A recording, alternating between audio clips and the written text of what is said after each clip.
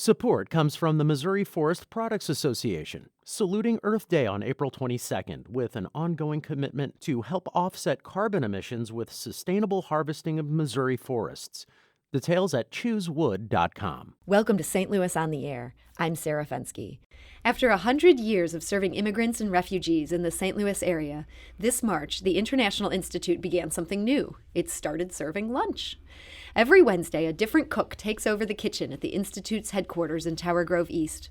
Anyone can stop by from 11:30 to 1:30 p.m. and get lunch to go or stay and eat it in the cafeteria. Each week, a different cuisine gets highlighted, showcasing the culinary talents of St. Louis's immigrant community and helping chefs and caterers build their businesses. Joining me in studio to talk about this new lunch option are Anna Crosslin, CEO of the International Institute, and Nadya Kanim, a business specialist at the International Institute's Community Development Corporation. Anna and Nadya, thank you for joining us today. Thank you for having us. Anna, I understand this lunch series was inspired by another long-standing lunch in town that also has international roots. Can you tell us a little bit about the genesis? Well, we have been serving food in various forms off and on since we were founded 100 years ago. But the idea of immigrant ethnic food lunches is something that's relatively recent. It's based on a number of different kinds of meals and opportunities in the community from, for instance, St. Raymond's and their Lebanese Catholic lunches, the fact that we've done Festival of Nations for a number of years and food is such a big attraction there, and just all different kinds of opportunities to eat food, but also to connect food and culture, which is what it's really about. Areas like St. Louis, one of the challenges that we have here is that we do not have as many immigrants as other parts of the United States do. So we really have to work at building connections. And what we found over a period of time is that food is one of the really most attractive connectors. Regardless of how much you may or may not know about ethnicity in a given community, you seem to always know about Chinese food, about tacos, and are drawn to many of those kinds of menus. We go a step beyond that, though, and we serve the familiars, but now more recently with these lunches, we're also serving slightly less familiar dishes to help people understand that even though they're unfamiliar, they're still common. So how did you first kick things off? What was the initial lunch to bring people in the door? Well, for about a month, actually, we had a couple of caterers who were clients of Nadya's from the Middle East who were serving over a period. We tested them out. I guess we did taste testing. And what happened was that we only had clients that could come to the Institute during a certain time period. And we had staff and volunteers who were at the Institute during those days then testing it out. And so making sure it was good enough to serve to the public. Yeah, and understanding what the quantities were, understanding what the items were that would be really attractive to people to buy. This is all new to many of our clients because they may in fact have catered a meal before somewhere where you do everything from the appetizer through the dessert. But the idea of being able to do an a la carte menu, for instance, and have people look at it and have a description of what the item is and be able to serve it up quickly on a plate that looks attractive so people will buy it. Those are all new concepts to many of our clients. So we tested it out for, I think, a month to 6 weeks before we really started to invite the public. Nadya, was it hard to get chefs initially to sign on to do this? The way Anna describes it, I'm thinking, oh my goodness, I'd have no idea how to start serving lunch in that capacity. Actually, what I'm finding out, immigrants, they really are talented with cooking food and especially doing the catering business. I see a lot of clients, like they came to me in the beginning and they telling me they have this talent, that they can cook and do catering, and they want to start their business and how they can start it. So we go with them from A to Z, of course, to help them start their business. And like in the beginning, we helped a few of them, and then we have getting like more and more people that they want to do the catering business because a lot of them, this is what they used to do back home. They used to run their own restaurants or they used to do their own catering business, and they want to do the same thing down here, but they weren't sure how to start it and how to do it. So that's why they came to us to help them and start the first step. So that's sort of a way of getting their foot wet, and once they've done it with you, they feel the confidence to go and do it. Exactly. Yeah, the interesting thing about work, the world of work in the rest of the world, that in many countries it's very different than the kind of environment we have here. Lots of people in America work for large corporations where they are one of hundreds and hundreds, if not thousands, of employees. For many of the countries from which our refugees and immigrants come, it's a very different model, and so there's a lot more of this directly selling something, whether it's in a store, whether it's a food, whatever the item is, the little corner shop, for instance, that we see when we travel in other parts of the world. And so when they come over here, they really are attracted to what we refer to as Main Street entrepreneurism. There's the technology entrepreneurism that we see in Cortex and some of these other development areas, and then there's what we call Main Street, and that's really about the entrepreneur selling something, making something, importing something, for instance, and then directly dealing with a customer. Let's hear directly from one of those cooks. Lilian Emma Mendez, an immigrant from Ecuador, catered a recent International Institute lunch. Here's what she told Alexis Moore, an intern on our show, about her reasons for participating. But I love these festivals, I love the parties, I love to feed the friends and neighbors and a lot of customers. They have a lot of customers actually in the farmers market, so really good. I love it, the kind of people. And everybody here was saying such good things. I was asking them I love it, the people, they enjoy and say thank you, I like your food, really proud to eat your food. Yeah, I love it. And how do events like this help your catering business? Do they help you get more customers or things like that? Yeah, I'm trying to get more customers because the people, especially the Mexican food is very popular everywhere and people love it. Yeah, because I love to cook for us and cook for my family too, for neighbors, friends, because this is my business. I've been almost 15 years in the business. Nadya, can you tell us a little bit more about how the Community Development Corporation seeks to assist immigrants as they're trying to start businesses and get their foothold in this country? Of course, now when the immigrants or a new American, they come to us and they have the idea to open their own a new business, first we find out their skills, what kind of skills they have, how long they've been running the business, or what kind of experience they have.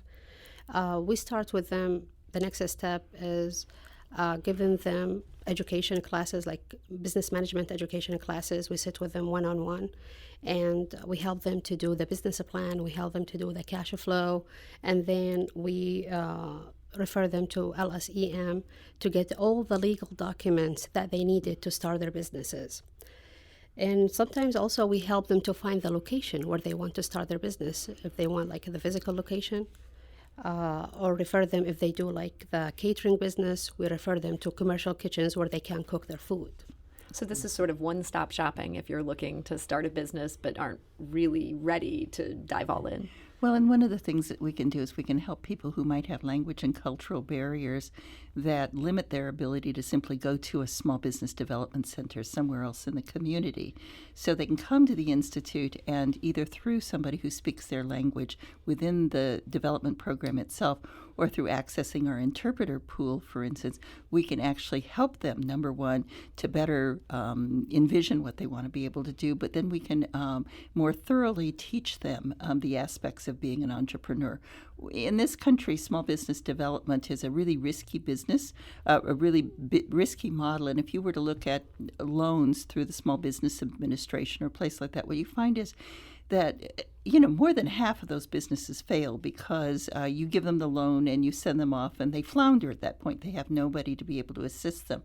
A substantially higher number of our businesses not just survive but thrive, and it's because of not just the initial assistance but the ongoing assistance that people like Nadya and others in the program offer these people so that they can get that essential step up.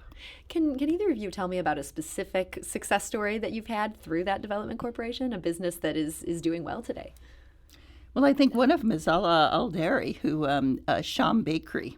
Yes. which is the pita place. Yeah, They're doing amazing. Yeah, they're doing amazing, and it's Tell our wonderful listeners food. a little bit about what their business is. Yeah, a lot.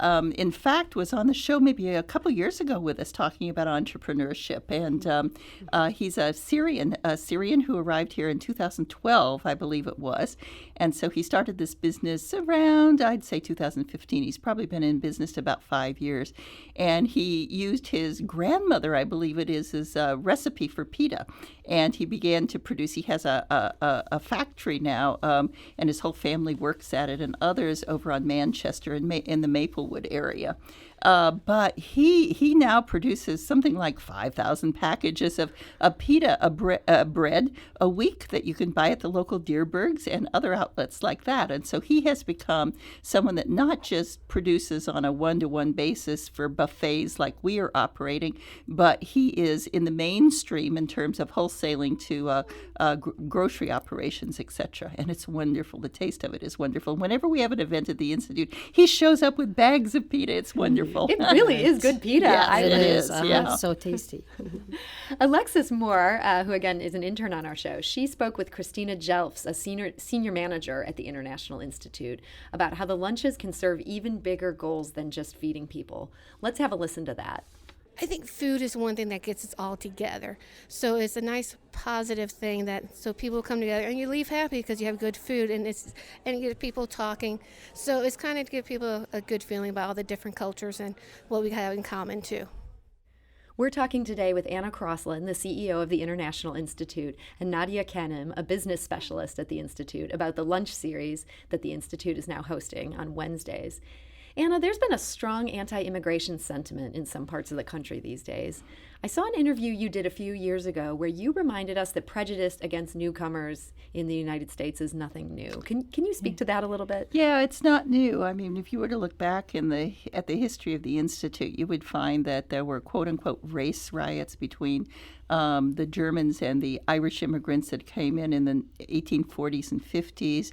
You would find that the Immigration Act of 1924 was an incredibly restrictive act that actually, for the first time, set immigration quotas for different countries based on who was in the country in 1890, and they did that deliberately to eliminate Jews and Italians from the pool because they were very concerned about non-Christian and individuals arriving in this country, but also then Catholics, because they questioned whether, in fact, with the Catholics, their allegiance was to the Pope rather than to the president. So this is not new in terms of what is new. I sometimes say, frequently, in fact, I say, is that information, whether it's right or wrong, spreads much more quickly now because of the internet and social networking, etc. And so something that might have been said that was negative before, you might hear it down the street, you might hear it from your local newspaper, but you probably didn't hear it within 10 minutes on the other side of the world. And so that then really magnifies issues in a way that didn't occur before.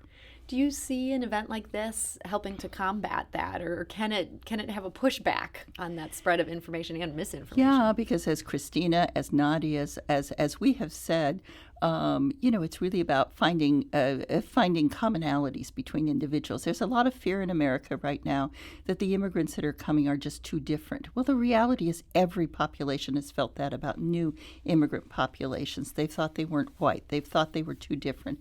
And the reality is that there are commonalities. And so instead of focusing on just the visible differences, the fact that people dress differently, that they have different religions, they speak a different language, etc.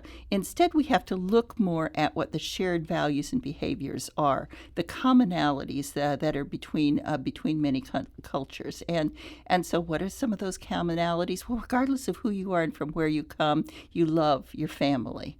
The idea of food, the fact that you can enjoy food and that it's part of a center of a family or a group is something that's a commonality. So if we focus on those kinds of similarities, then we begin to build relationships, and through those relationships, then we begin to demystify what we think of as differences and discover that the commonalities really prevail. Nadya, what's the feeling like at these lunches? Are people able to interact at all with the chefs? I know they must be busy working. Of course, definitely.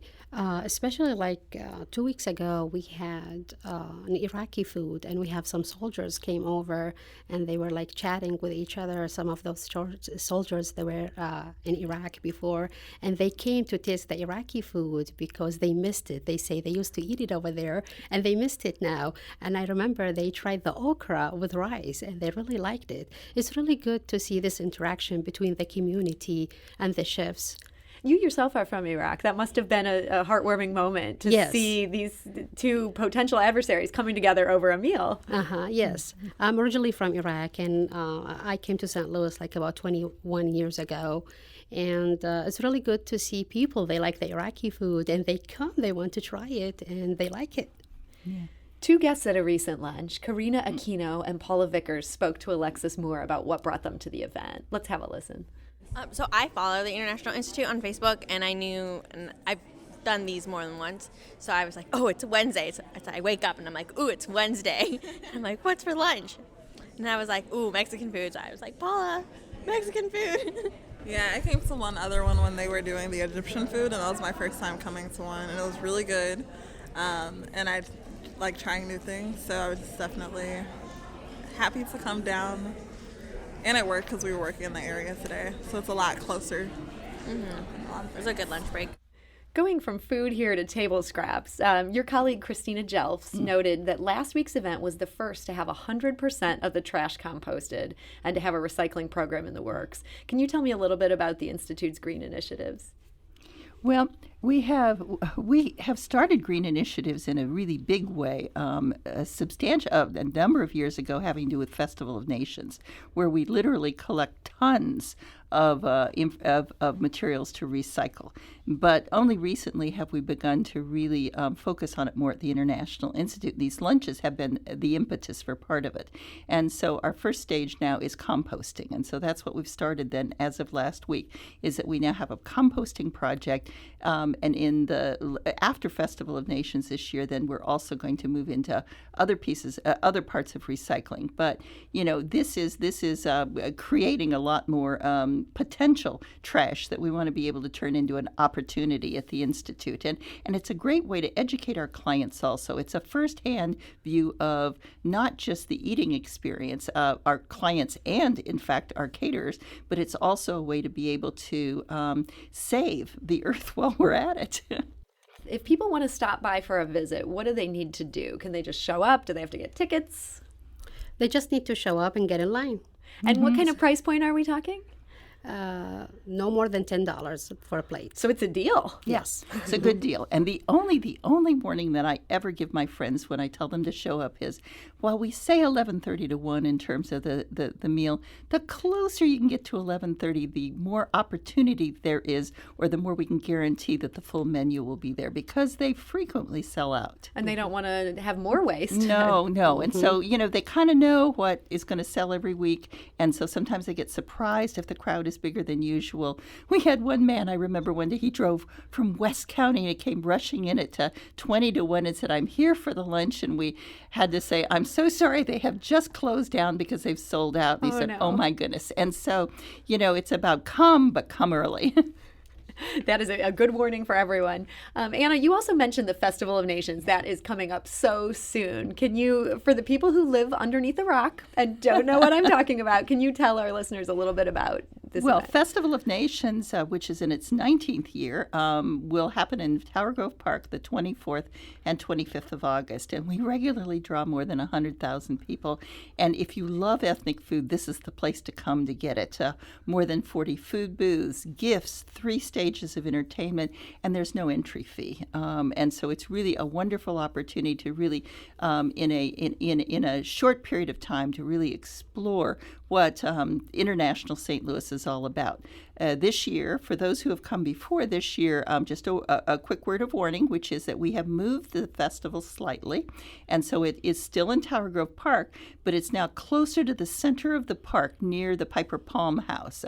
We did the survey. The heat is getting, as we know, worse. And at the end of August, it can be pretty hot. And so we did this survey in the park and discovered that there was more tree coverage in the middle of the park. And so we have relocated the festival. So think about that when you go to Park park this time around because it's in a slightly different place. But it is wonderful. And, 85-90% of the people say they come for the food. And so it fits very well in what we're talking about today, which is food is the connector. And on that note, that was Anna Crosslin, CEO of the International Institute, and Nadya Kanim, a business specialist at the International Institute's Community Development Corporation. Thank you both for joining us today. Thanks for having us. Thank you. Thank you. St. Louis on the Air is a production of St. Louis Public Radio, 90.7 KWMU. Thank you for listening. I'm Sarah Fenske.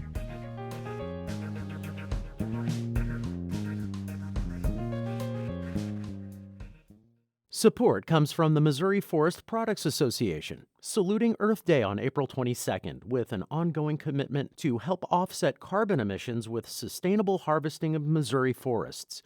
Details at choosewood.com. The Gateway brings you the day's news from the St. Louis region and across Missouri. It also includes stories from the Illinois side of the river and our Metro East reporter, Will Bauer. In Alton, in Belleville, in East St. Louis, in Edwardsville, in Cahokia Heights, at Scott Air Force Base, I'm Will Bauer, St. Louis Public Radio. Listen to reports from Will and all of our journalists weekdays on The Gateway, on the STLPR app, and wherever you get podcasts.